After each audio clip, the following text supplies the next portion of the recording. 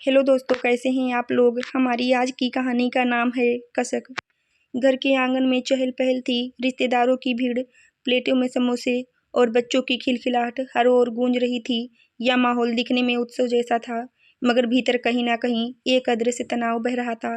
बरामदे में बैठी सास शकुंतला देवी अपने चेहरे पर कृत्रिम मुस्कान ओढ़े हुए सबको सादर नाश्ता परोस रही थी। उनकी निगाहें बार बार अपनी बहू संध्या पर टिक जाती, जो थकान और शर्मीलापन लिए चुपचाप चाय परोस रही थी। समोसे की प्लेट खत्म होने को थी। सास ने अंतिम समोसा उठाया, उसे हरी चटनी में लपेटा और जैसे ही खाया उनका मूड बदल गया। उन्होंने अचानक संध्या को तेज आवाज में पुकारा, बहू इधर आ जरा। संध्या सकपकाते हुए पास आई। तभी शकुंतला देवी ने रिश्तेदारों के सामने इतना जोर का तमाचा जड़ा कि पूरा आंगन खामोश हो गया। थप्पड़ की गूंज दीवारों से टकराई। संध्या की आंखों से आंसू फूट पड़े। घबराहट में उसकी साड़ी दरवाजे के हत्थे में अटक गई। साड़ी खुल गई और वह शर्म से बेबस होकर आंचल संभालती रह गई। रिश्तेदारों में कानाफूसी शुरू हो गई। हे भगवान, सामने ही थप्पड़ मार दिया। अरे बहू की इज्जत तो मिट्टी में मिल गई। ऐसी सास हो तो क्या कहना। संध्या रोते हुए बस इतना कह पाई, मैंने क्या गलती की थी माँ जी। लेकिन शकुंतला देवी का चेहरा और कठोर हो गया। गलती तेरी हर सास गलती है। जब देखो तब अपनी मायके की रट लगाए रहती है। कामकाज में ढिलाई और ऊपर से रिश्तेदारों के सामने नाटक, यही सिखाया है तेरे बाप ने। उनके शब्द तीर की तरह चुभ रहे थे। संध्या आंचल संभालते हुए वहीं जमीन पर बैठ गई। उसकी आंखों से आंसू की धार बह रही थी। रिश्तेदारों में से कुछ औरतें आगे बढ़ीं, लेकिन डर के कारण कोई खुलकर उसका पक्ष ना ले सका। इसी बीच दरवाजे पर एक गाड़ी आकर रुकी। सबकी नजर उधर गई। दरवाजे से अंदर आए एक सख्त चेहरे वाले व्यक्ति, संध्या के पिता रामनाथ। रामनाथ जी ने यह दृश्य देखा तो उनकी रगों में खून खौल उठा। उन्होंने तुरंत बेटी की ओर दौड़कर उसे संभाला। संध्या, ये क्या हाल बना रखा है। संध्या बस फूट फूट कर रो पड़ी। रामनाथ ने शकुंतला देवी की ओर देखा। बहन जी, ये क्या तमाशा है। आप मेरी बेटी की साड़ी रिश्तेदारों के सामने खोलने पर क्यों तुली हैं। बेटी का सम्मान, घर की इज्जत होता है, और आपने तो सबके सामने उसे रौंद डाला। रिश्तेदार अब पूरी तरह खामोश हो गए। माहौल भारी हो गया। शकुंतला देवी ने हठी सुर में कहा, रामनाथ जी, ये आपकी बेटी हमारी बहू है, और बहू अगर गलती करे तो उसे सिखाना हमारा हक है। रामनाथ गरजे, सिखाना और अपमान करना, इन दोनों में बहुत फर्क है। आपने मेरी बेटी को थप्पड़ मारकर उसका नहीं, अपने घर के संस्कारों का अपमान किया है। रामनाथ जी की आवाज़ गूंज रही थी, मानो उनकी हर बात रिश्तेदारों के दिलों में उतर रही थी। बहन जी, मेरी बेटी आपके घर की बहू है, दासी नहीं। उसकी इज्जत का तमाशा आप रिश्तेदारों के सामने बनाएंगी तो समाज में नाम किसका डूबेगा, आपकी बहू का या आपके अपने घर का। शकुंतला देवी का चेहरा लाल हो गया। उन्होंने प्लेट जोर से मेज पर पटक दी और बोली, रामनाथ जी, आप हमें मत सिखाइए। यह घर हमारा है और बहू हमारी मर्जी से रहेगी। हम जैसे चाहें वैसे चलाएंगे। आपकी बेटी ने कभी हमारे रीति रिवाज का मान नहीं रखा। जब देखो तब मायके की बातें करती है। जरा सी देर से उठ जाए तो पूरा घर अस्त व्यस्त रहता है। संध्या के कानों में हर शब्द गरज की तरह पड़ रहा था। वह चाहकर भी कुछ कह नहीं पा रही थी। उसकी आंखें भीगी हुई थी, होठ कांप रहे थे। इसी बीच रिश्तेदारों में से एक ताई ने धीरे से ताना मारा, अरे बेटी तो है ही बिगड़ी हुई, वरना सास कभी बिना वजह बहू को थप्पड़ मारती है क्या। जरूर बहू ने ही कोई बड़ी गलती की होगी। दूसरी चाची ने कहा, सच कहूँ तो संध्या में घर गृहस्थी का सलीका ही नहीं है। पढ़ लिख कर आई है, सोचती होगी नौकरानी रखें और खुद रानी बनी रहे। अब ये गांव घर की बातें उसे कहाँ समझ आएंगी। रामनाथ ने ये बातें सुनी तो उनका खून खौल उठा। उन्होंने भीड़ की ओर घूमकर कहा, आप सब रिश्तेदार हो, इसलिए आपकी बातें मैं बर्दाश्त कर रहा हूँ, लेकिन याद रखिए, इंसाफ का तकाजा यही कहता है कि सच देखा जाए। सुनी सुनाई पर किसी की इज्जत को ना कुचला जाए। मेरी बेटी ने क्या गलती की। यही कि उसने आपकी चाय समोसे समय पर परोसे, या यही कि वह पूरे सम्मान से सबके सामने खड़ी रही। गलती तो आपकी है बहन जी, जो आपने एक औरत होकर दूसरी औरत की साड़ी रिश्तेदारों के सामने खींच दी। रिश्तेदार खामोश हो गए, लेकिन शकुंतला देवी हार मानने वालों में से नहीं थी। उन्होंने ठंडी हंसी हंसते हुए कहा, रामनाथ जी, आप अपनी बेटी के पक्ष में बोल रही हैं, यह तो स्वाभाविक है, लेकिन सच तो यह है कि आपकी बेटी हमारे घर के रिवाज निभाने में नाकाम रही है। बहू का मतलब होता है सबकी सेवा करना, सुबह 5 बजे उठना, सबको भोजन देना, घर चमकाना। लेकिन आपकी बेटी 7 बजे तक सोती रहती है। काम करने वाली नौकरानी की तरह हाथ चलाना उसे नहीं आता, और हाँ, जीप चलाना खूब आता है। संध्या का गला भराया। वह रोते हुए बोली, पापा, मैंने तो हमेशा कोशिश की है सबको खुश कर रखने की। सुबह उठकर सारा काम करती हूँ, लेकिन माँ जी को मेरी हर बात में कमी नजर आती है। मुझे नहीं पता मेरी गलती कहाँ है। रामनाथ ने बेटी के आंसू पोंछे और गहरी आवाज में बोले, बेटी, गलती तेरी नहीं, इस समाज की सोच की है, जहाँ बहू को इंसान नहीं मशीन समझा जाता है, जहाँ सेवा की परिभाषा बस ताने, गालियाँ और थप्पड़ से तय की जाती है। इतना कहकर वे शकुंतला देवी की तरफ मुड़े। आप कहती हैं बहू को सुबह 5 बजे उठना चाहिए। ठीक है, उठे, लेकिन क्या आपने कभी उसे आराम से सोने दिया?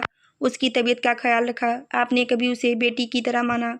आपने उसे इंसान से ज़्यादा गुलाम समझा है। शकुंतला देवी ने गुस्से में कहा, गुलाम नहीं, बहू, बहू का यही धर्म है। रामनाथ ने पलटकर कहा, और सास का? क्या सास का कोई धर्म नहीं होता? बहू को सम्मान देना, उसे बेटी की तरह अपनाना, ये सब भूल गई आप। एक थप्पड़ मारकर आपने मेरी बेटी की इज्जत ही नहीं, अपनी उम्र भर की ममता को भी दागदार कर दिया है। रिश्तेदारों में से कुछ अब रामनाथ के पक्ष में फुसफुसाने लगे। बात तो ठीक है, हाँ, सास को इतना कठोर नहीं होना चाहिए था, लेकिन कुछ फिर भी उलाहने देने से नहीं चूके। बेटी तो बाप को हमेशा ही फरिश्ता लगेगी। असली सच्चाई तो घरवाले ही जानते हैं। संध्या यह सब सुन रही थी और उसके दिल पर बोझ और बढ़ता जा रहा था। उसे लग रहा था कि उसका जीवन एक अखाड़ा बन गया है, जहाँ सब उसे ही दोषी ठहराते हैं। इसी बीच उसका पति अमित कमरे से बाहर आया। अब तक वह खामोश था, शायद झगड़े से बचना चाहता था, लेकिन पिता के आगमन के बाद उसे सामने आना पड़ा। रामनाथ ने गुस्से से अमित को देखा। अमित बेटा, तू भी तो इस घर का हिस्सा है। तेरी आंखों के सामने तेरी पत्नी की साड़ी खुल गई, उसे थप्पड़ पड़ा और तू अब तक खामोश खड़ा रहा। ये मर्दानगी है या कायरता? अमित सक पका गया। उसने धीमे सुर में कहा, पापा, आप समझ नहीं रहे, ये घर की बात है। बहू अगर गलती करे तो माँ को हक है समझाने का। रामनाथ गरजे, समझाना और अपमान करना अलग चीजें हैं अमित। औरत की इज्जत से बढ़कर कुछ नहीं होता, और तू अपनी माँ के डर से चुप रहा। आज बेटी का बाप हूँ, कल तू भी किसी बेटी का बाप बनेगा, तब समझेगा कि एक थप्पड़ और खुली साड़ी का अपमान क्या होता है।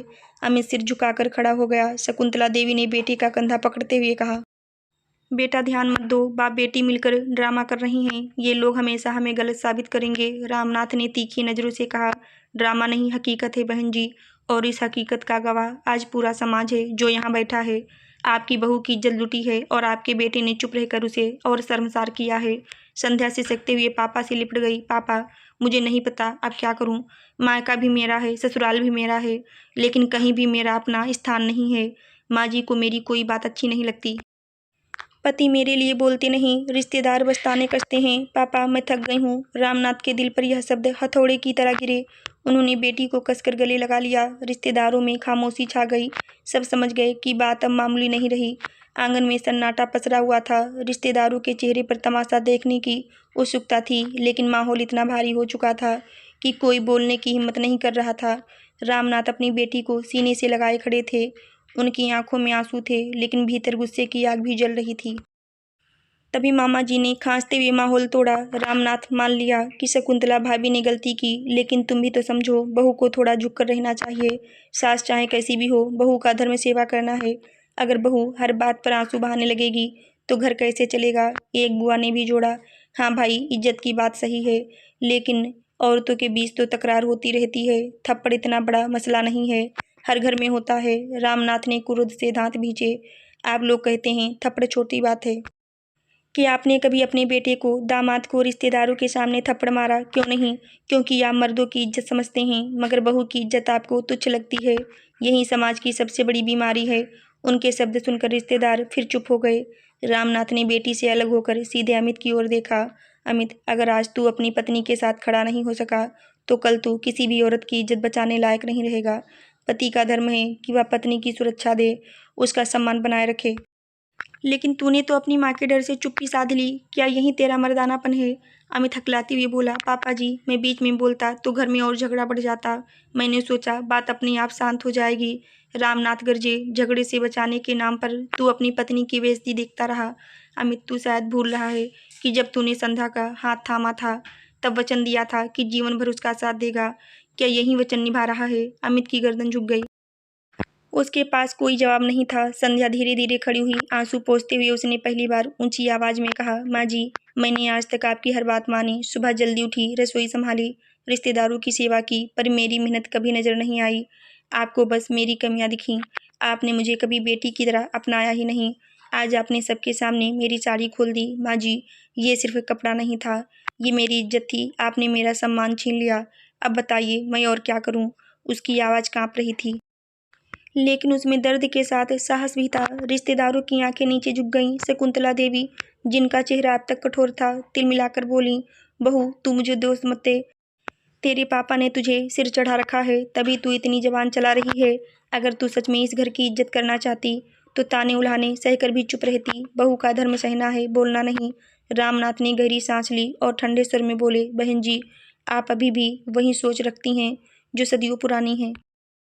सहना ही धर्म नहीं है, सच्चाई बोलना भी धर्म है। बहू को बेटी मान लीजिए, फिर देखिए ये ताने झगड़े अपने आप खत्म हो जाएंगे। लेकिन शकुंतला देवी ने तिरस्कार से मुंह फेर लिया। रामनाथ ने बेटी का हाथ थामते हुए कहा, संध्या, अब तुझे निर्णय लेना होगा। तू चाहे तो मेरे साथ मायके चल सकती है, मैं तेरे लिए खड़ा हूँ। तू चाहे तो यहीं रह, लेकिन सम्मान से। अब और बेइज्जती मैं बर्दाश्त नहीं करूँगा। यह सुनकर रिश्तेदारों में हलचल मच गई। अरे, बेटी को मायके ले जाओगे तो लोग क्या कहेंगे, समाज में बदनामी हो जाएगी। लेकिन रामनाथ ने सबकी ओर देखा और कहा, लोग क्या कहेंगे, यही सोचते सोचते हमारी बेटियां कुचलती रही हैं। आज मेरी बेटी की इज्जत दांव पर लगी है, मैं बदनामी से नहीं डरता। उनकी आवाज़ गड़गड़ाहट की तरह गूंज रही थी। संध्या कांपते हुए बोली, पापा, मैं मायके जाना चाहती हूँ, लेकिन भागकर नहीं। मैं यहाँ सबके सामने कहना चाहती हूँ कि बहू होना कोई अपराध नहीं है। बहू को हक है जीने का, हक है इज्जत का। अगर इस घर में मुझे इज्जत नहीं मिलेगी तो मैं यहाँ क्यों रहूँ। उसके शब्दों ने सबको झकझोर दिया। अमित ने कांपते हुए कहा, संध्या प्लीज मत जाओ, मैं माँ को समझाऊंगा। संध्या ने सख्ती से कहा, समझाने का समय निकल चुका है अमित। जिस दिन आपने चुप रहकर मेरी बेइज्जती देखी थी, उस दिन हमारे रिश्ते की नींव हिल गई थी। अमित की आंखों में आंसू भर आए। अब तक तमाशा देख रहे रिश्तेदारों में से कुछ ने हिम्मत जुटाकर कहना शुरू किया, सच में शकुंतला भाभी ने गलती की है। बहू को इस तरह सबके सामने अपमानित करना ठीक नहीं था। धीरे धीरे माहौल बदलने लगा।